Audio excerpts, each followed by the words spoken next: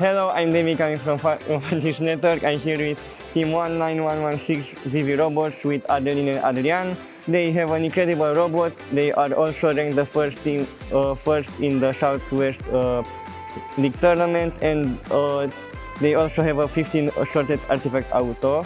I'm really excited to see the robot behind the bot. This video on fun is brought to you by viewers like you and also in partnership with the following. Take on the DECODE season with Robotics, featuring their FTC starter bot, new 6mm hex shaft and motor options, and updated bevel gears. FTC teams can receive a 25% discount and apply for grants at Studica.com/robots.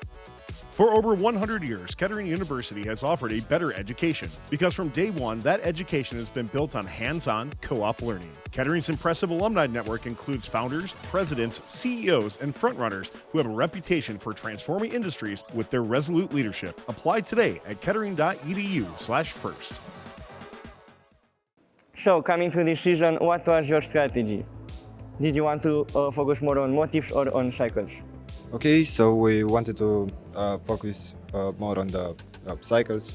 As you can see, we have a Spindexer there that helps us with the cycles and also with the motifs, so we can sort here.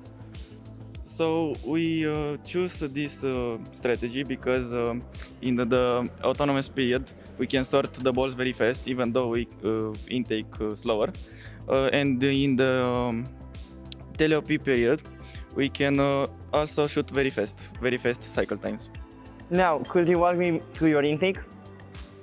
Okay, so our intake is formed on two axles, one which has 7 Gobilda Gecko wheels of 48 millimeters, and one also very important with surgical tubing that helps us spin the ball inside the Spindexer. So our color sensor can detect the color better and not detect on the hole on the ball. I also see that you have 3 sensors on the intake. Could you talk me more about this? Yes, that's true. So we have a distance sensor here because when we want to cycle the balls inside the robot, this sensor is faster than the color sensor because it's a digital one. We also have a brake beam sensor here, which is very fast, but it detects the artifact only outside the Spindexer. So that's why we have 2 distance sensors. And the one color sensor there, it's an Outtake rev color sensor.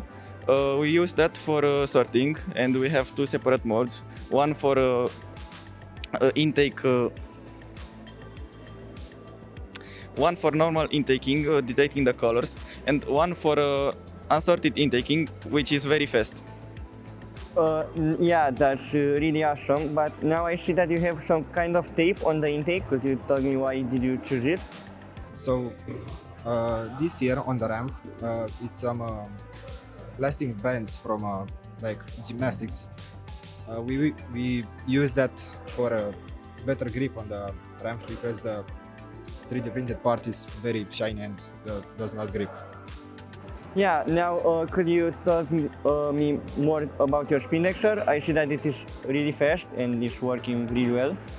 Okay, so our Spindexer indexes the balls and compresses it down here. It is powered by 2 servo motors under the robot. Okay, as you can see, there are 2 Axon Minis. They are a 2:1 gear ratio, and that makes it very fast. And for the transfer, can you? Thank you.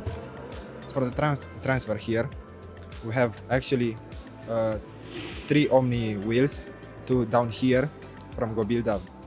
Those are 48 millimeters, and 1 right up here.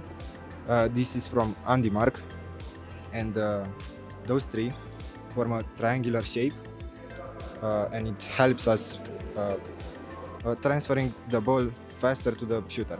And why did you choose Omni wheels? Okay, so we had some testings and we observed that Omni wheels work best for our situation and our robot. Now, could you tell me more about how your Spindexer works and how do you program it?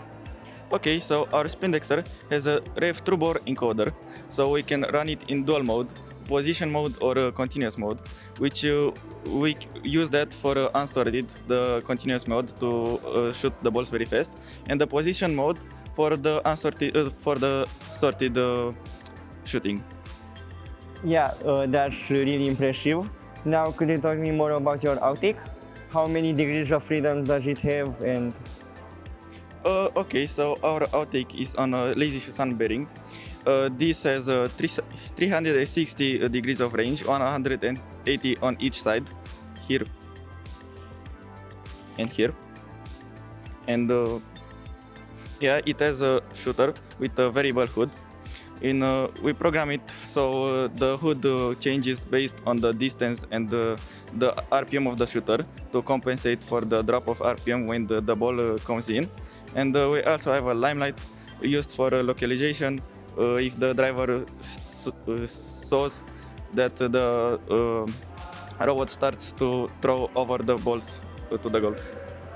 yeah, also how many grams do you have on your axle of shooting? So it's about 500 grams, not including the sonic hubs and the axle itself.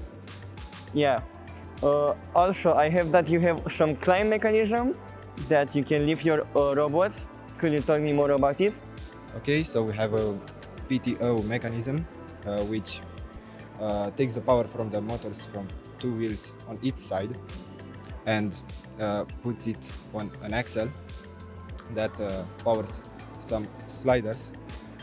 And with that, we can have a lift, but this mechanism is not ready yet.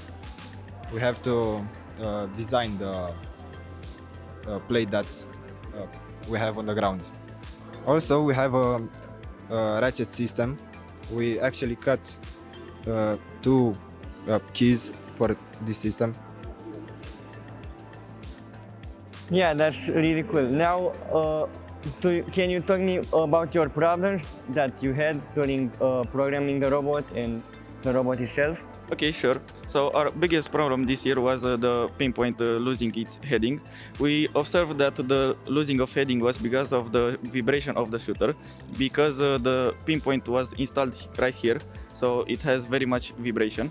And during our TLP and the autonomous period, it messes up our turret systems.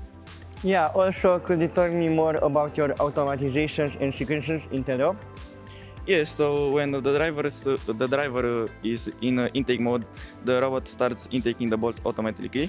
It has two modes, like I said, one for unsorted intaking and one for sorted intaking.